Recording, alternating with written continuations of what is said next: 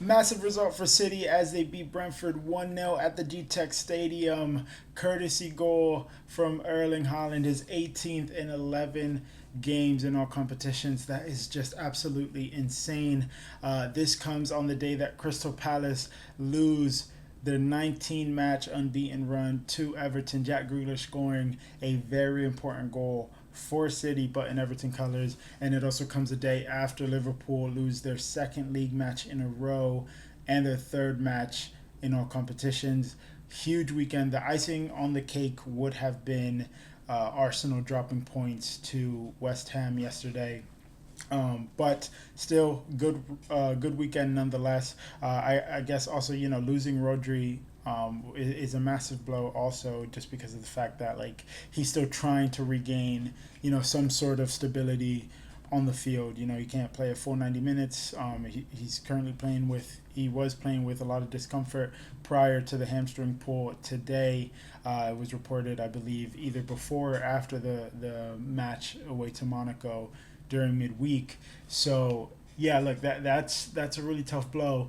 But all that aside, it was a good result.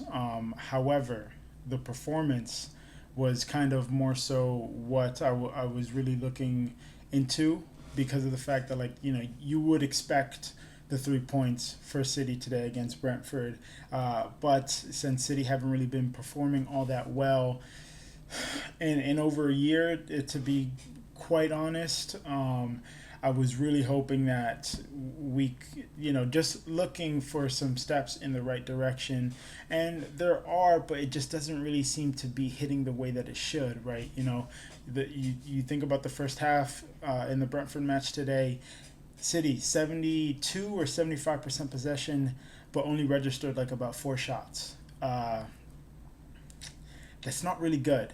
It's not really good because it just feels like we're controlling the game, but we're not a threat going forward, right? And then also you have to look at the fact that Erling Haaland is seems to be the only person scoring for us as well. So we really need to have a secondary goal scorer in addition, and a third goal scorer as well that's putting up those numbers. And I'm talking like we need players like how Sterling and Sane were when they were both at City, putting up massive numbers in goal contributions, goals and assists, getting into the double digits for both of those statistics. And then you had the likes of Kevin De Bruyne putting in, the numbers in terms of the assists, definitely in the double digits, getting a good amount of goals. Phil Foden as well with the goals, good amount of assists as well. Bernardo Silva, there was a huge foundation of it wasn't just a singular player team where you're just relying on one person to get the jobs done, roll their sleeves up and do what needs to be done. We had multiple players that could be that outlet. Like, I mean, think about the time when City were missing Sergio Aguero through injury and Gabriel Jesus, who had to step in, Okay Gundogan, as a false nine, and he scored double digits in goals that season. You know what I mean? So, and that's something that just City is lacking right now, and it is concerning because of the fact that City have been used to having a lot of depth in their squad. And then also, Rodri did offer the stability in midfield, having that transition from the back to the front, and kind of just holding it down, when we were to lose the ball and about to face a counterattack or something like that. Like, he offered so much control and comfort in like the deep midfield area while allowing very creative offensive players to go in and do what they needed to do, and everybody kind of like understood that. But right now, it seems like we're just relying on Erling Haaland to do not everything, but the goals are only coming from him. So that's something concerning. Like I said, the chance creation as well is lacking a bit. And then in the second half, for like about the opening 15 to 20 minutes of that second half, it just looked extremely sloppy. Brentford definitely seemed like they were gaining a lot of momentum and could come back. And then at any time City would regain the ball, they would just like give it away. instantly, basically trying to play out way too quick for their own good. So yeah, that's really concerning. But I've said it before. I don't think that City's going to win the league. I've said that before on my social media as well. But I think that if we're to stay in the conversation, right, in terms of the title race throughout most of the season, you never know what could happen. Because at the end of the day, it's still City, right? This result was massive. It was a really good weekend because now, although we sit fifth, we're 2 points behind. We're 2 points behind Liverpool, who are second, and 3 points behind Arsenal, who are first. So if we could stay in the conversation while we're still kind of rebuilding somewhat of a foundation for the next 5 to 10 years, I think anything could happen at that point. Although I don't think that City are gonna go ahead and win the league this season, I do think that Arsenal probably have the better chance. I'm still hopeful.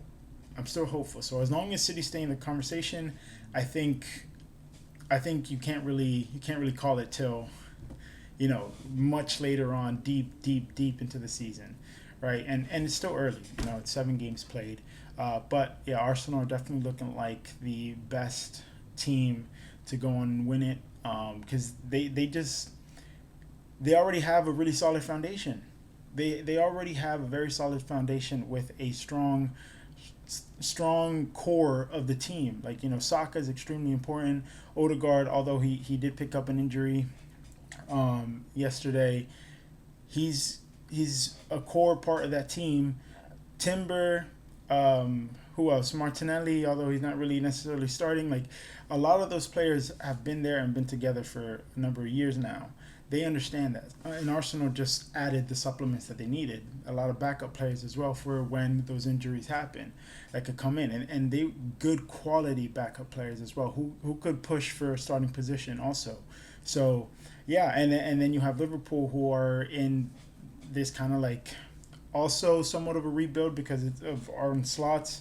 He's starting to incorporate his own players and his philosophy and everything. Last season he just took Jurgen Klopp's team from 2 seasons ago and just went into the direction that the team was already going in.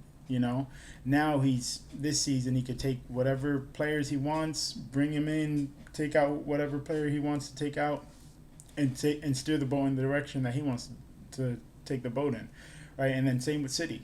So much upheaval in the squad, bringing in new players and getting rid of a good amount of players as well. Kevin De Bruyne, I really don't think that we should have, because he's showing at Napoli that he could still perform at the highest level, and we're really missing that creativity. Kevin De Bruyne could really turn a game on its head like that with a pass from anywhere on the pitch as well, and we're really lacking that.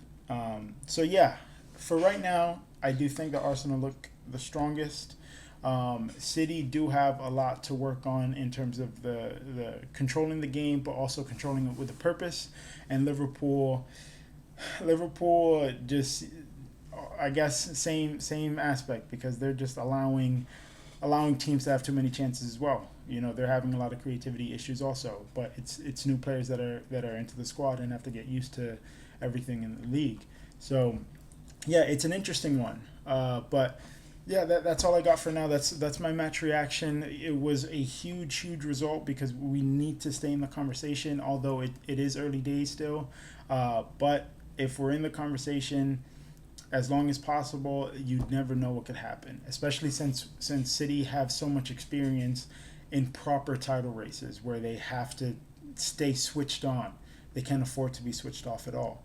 And we've seen what City look like when they're fully in sync and switched on, right? Like 19 league matches unbeaten, you know what I mean? Like, yeah, so yeah, I think it's going to be a very interesting season. Arsenal look the favorites, although it is early days, but City, while they're still building, can make it interesting. So I'll see you guys on the next one. Let me know what you guys think in the comments below. Smash that like button, hit the subscribe. Also, tick on that notification bell. Let me know what you guys think. I'll talk to you next time.